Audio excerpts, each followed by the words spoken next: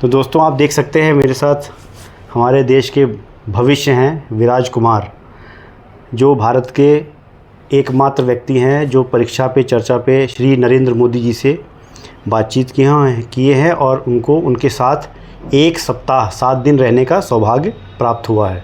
और ये बहुत ही इन्फ्लुएंशियल फैमिली से आते हैं। इनके जो दादाजी हैं राम लखन स्वर्णकार बहुत ही जाने माने चेहरे हैं।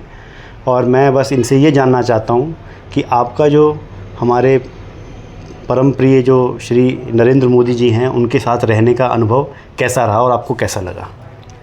सर, एक आम आदमी के साथ रहना और एक देश के प्रधान के साथ रहना जो पूरी देश के लिए सोचते हैं, देश के विकास के लिए सोचते हैं, देश के लोगों के विकास के लिए सोचते हैं।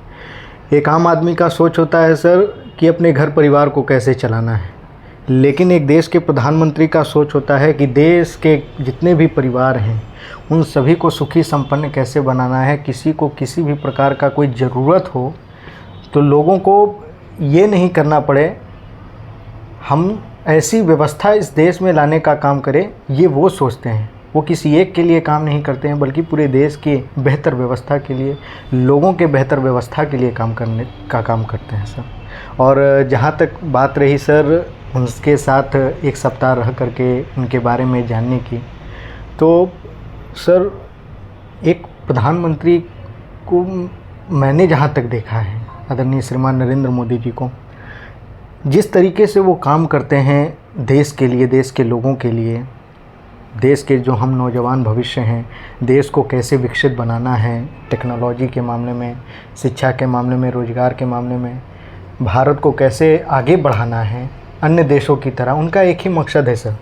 हम लोग देखते हैं कि made in China, made in America, ये सब चीज़ें आता है। बिल्कुल। उनका ऐसा मानना है, उनका ऐसा सोच है सर कि देश के, भारत जैसे देश में हम एक ऐसी व्यवस्था लाने का काम करें, या विदेशों में भी जहाँ पर छोटी से छोटी चीज़ों पर भी मेड इन इंडिया नाम आए। ये उनके जीवन का सबसे बड़ा उद्देश्य है सर। और एक बहुत ही एक्साइटमेंट था सर मिलने का। आज तक टीवी पर देखा करता था, एक सप्ताह रहने का मौका मिला, बात विचार करने का मौका मिला, उनसे बहुत कुछ सीखने का मौका मिला। और सीखने के बाद लोगों के बीच में एक पब्लिक प्रोफाइल की तरह लोगों के बीच में आज संदेश दे रहा हूँ, आज आपके समक्ष आया हूँ सर।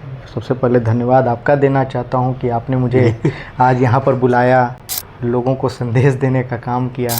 तो निश्चित रूप से सर वो अनुभव बहुत ही बेहतर था पीएम सर के साथ। केवल वो एक के लिए नहीं सोचते हैं, सभी के लिए सोचते हैं। और जिनका सोच इतना बेहतर है सर, वो आदमी बिल्कुल मस्त हैं। मेरे जुबान से अगर मैं कहूँ तो बिल्कुल वो मस्त हैं, एक आम आदमी की तरह जीवन को जीते हैं। और काम को तो इतनी बेहतर तरीके से करते हैं कि आइडियाज़ भी देते हैं। और जितने भी ऑफिसर्स होते हैं बुलाते हैं और आइडियाज़ भी देते हैं उनको कि आप इस काम को ऐसे कीजिएगा तो आपको ज़्यादा सहूलियत होगी। पहले वो ऑफिसर्स की बातों को सुनते हैं, उसके बाद बोलते हैं कि नहीं, मैं भी कुछ सलाह देता हूँ, आप उसको भी करके देख लीजिए, अगर नहीं होता है तो फिर आप अपने तरीके से कीजिए। लेकिन जो काम पीएम सर जो एडवाइस देते हैं वही काम सफलता की ओर जाता है। तो आज निश्चित रूप से सर रहने का मौका मिला, सौभाग्य मिला। और मैं अपने आप को बड़ा ही सौभाग्यशाली मानता हूँ सर कि मैं ज्ञान एवं मोक्ष की पावन धरती पर जन्म लिया हूँ, बिहार की पावन धरती पर जन्म लिया हूँ। इस कार्यक्रम में पूरे बिहार का प्रतिनिधित्व करने का मौका मिला। तो निश्चित रूप से सर कहीं ना कहीं ये मेरे लिए गर्व की बात है कि मुझे मौका मिला बिहार का प्रतिनिधित्व करने का, गया के मान सम्मान को बढ़ाने का। ये मेरी जन्मभूमि है सर। कहावत है कि जीना यहाँ मरना यहाँ, इसके सिवा जाना कहाँ। तो मेरे लिए सौभाग्य की बात है, मेरे परिवार के सभी लोगों के लिए बड़े सौभाग्य की बात है, मेरे दादाजी के लिए बड़े सौभाग्य की बात है। और मेरी मन से एक ख्वाहिश है विराज कि तुम हमारे देश का नाम रोशन करो। जैसे बिहार का नाम रोशन किया है वैसे ही जिस फील्ड में जाओ, जो आपकी मनोकामना है वो सभी पूर्ण हो और आप हमेशा सितारे की तरह चमकते रहें। बहुत बहुत धन्यवाद। Thank you.